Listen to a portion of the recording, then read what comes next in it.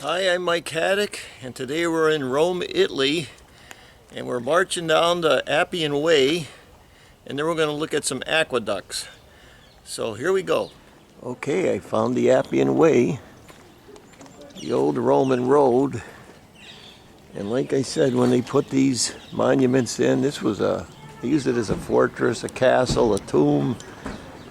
When they put this in, here's something you got to learn about masonry. It's the old school way of doing it. These parts that were sticking out like this, see them? They're sticking out. When you get up here, that's the way that was also. And that's what marries or ties in the stonework that would look like that. Tie it in. That's the back, that's the front. And when they were repairing these buildings, they were throwing anything in there they wanted.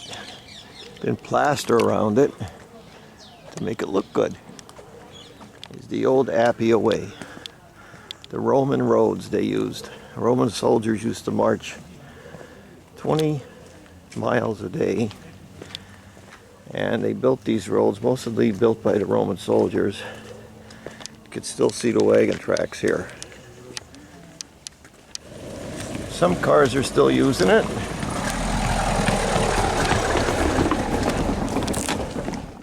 And it's a pretty nice walk. You get to see how some other people live in the world. It's a very peaceful walk. Here's another one of those tombs that are on the way. Same thing, the stuff sticking out.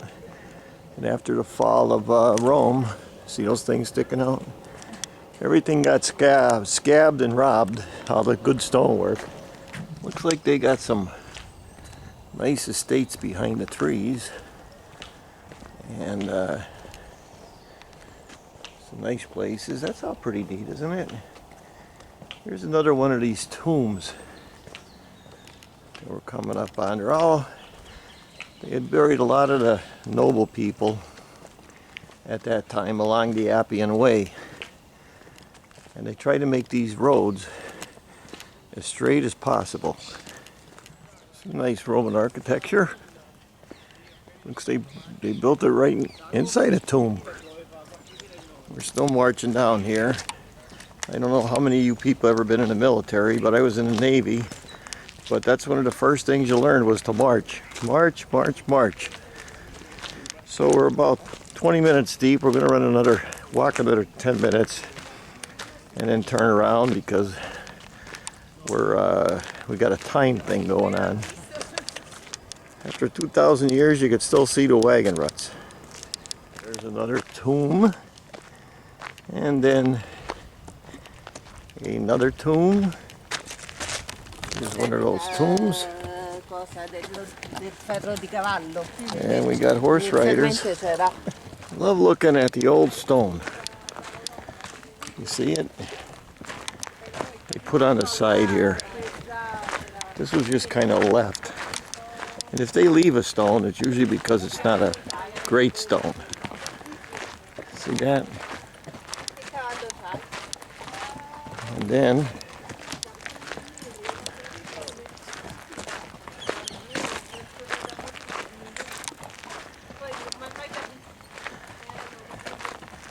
up here we got a statue, maybe what the guy looks like, I don't know.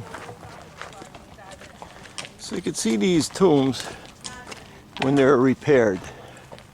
They just got some old stuff, stuck it up in there. I don't know if you could see it. Just repaired it. It's probably way after the fall of the Roman Empire. See how they just stuck it all in there to use stuff? So you got our retaining walls here.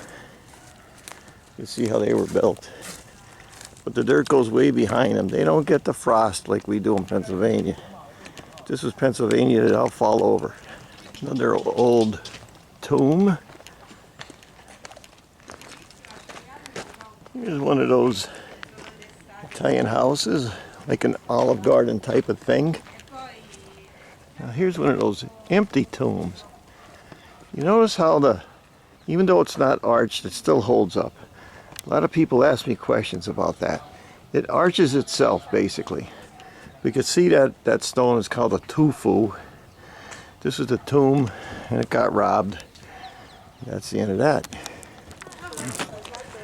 Looks like these people, the entrance to their gate, they use a lot of old pieces of that stone. See it?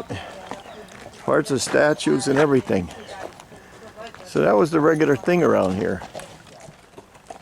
I don't know what that says.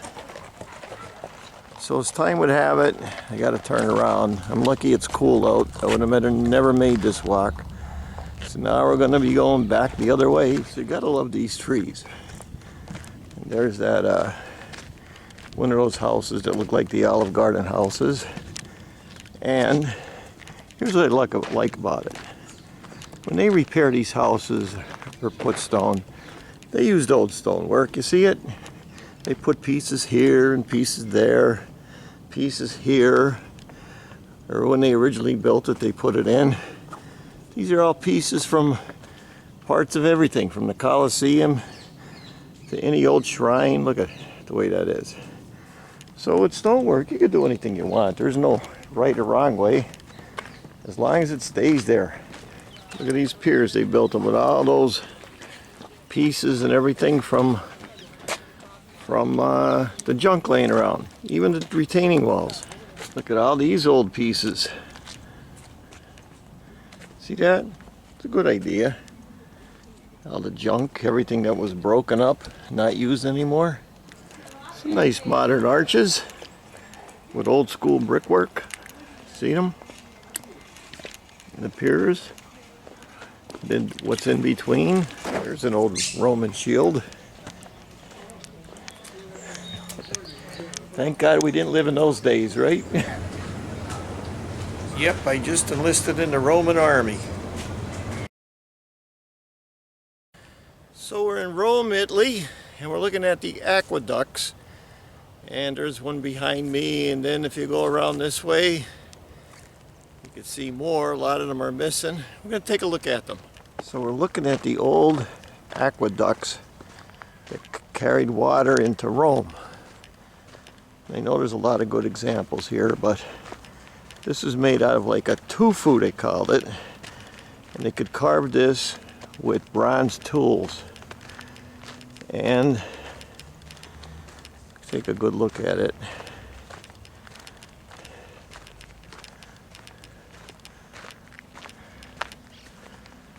So they had their arches. This is like a tufu, I think they call it. It's almost like a concrete. And there's stone going around. And then they went and did everything. Used everything up into there. Brick. They used brick up there. Anything they had, anything that worked. And here in this park, there's a bigger example. A lot of it's gone. You look over here, there's another one in this park. So this is the park. Okay, here's some more. Walking under them. Used anything that worked. Anything. So here it is. We'll get up here and take a look at it.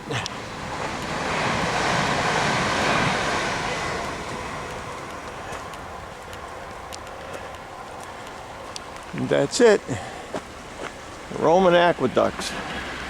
I noticed they all have the holes in here, and I believe that was for actually lifting the stones. But this is a tufu, it's called. You could carve it with bronze tools. And that's it. And you go over there, there's another long one. So that's it with the aqueducts and the Appian Way. That was always on my bucket list for a long time. I always wanted to walk down that road. And you could go on the internet and you could see basically the sketchings on how they built the aqueducts. They had cranes, and don't forget the Romans had siege machines, and they built big ships and they rode stuff across the Mediterranean, so they did have a lot of technology. And you could also go on the internet and look up how they built those Roman roads. They know a lot more than I do. You know, they got people who dig them up and see how they put them together. And when I went on that trip, I got a taxi like 8 o'clock in the morning, and I showed them. You know, I always got a piece of paper. I want to go to the Appian Way. Well, he took me there and he got me lost. I had to walk a half a mile till I got to where they were opening the catacombs up, and he says, no, you're about a mile away. And then I got a taxi driver and I was showing him the aqueducts, and he took me to Aqueduct Park, and I said, don't go anywhere, stay right here. And I went and I filmed. It only took me about 10 minutes. Then I went back to the Appian Way, and it was a real nice walk. I mean, I really enjoyed it. I wish I could have got a lot farther, but I didn't. Another thing, when I always go to foreign countries, I look at their roads and I look at their sidewalks. Now you walk around the back streets of Italy and you're going to see all pavers. All the roads are pavers. You can see where the trolleys are. You go into the Vatican, it's all pavers. And now they're actually still putting pavers in. I mean, some of them are starting to use concrete and blacktop, and I see that. I get a little bit iffy because I like the old school method. But I always look for stuff like that. So thanks for watching. Check out all my other travel videos like the pyramids and Monte Picchu and the Great Wall and Chechnya and all those kind of sites. I got a lot more to come from Italy, Greece, and Turkey. Thanks for watching. I'm Mike Haduck. I'll see you next video.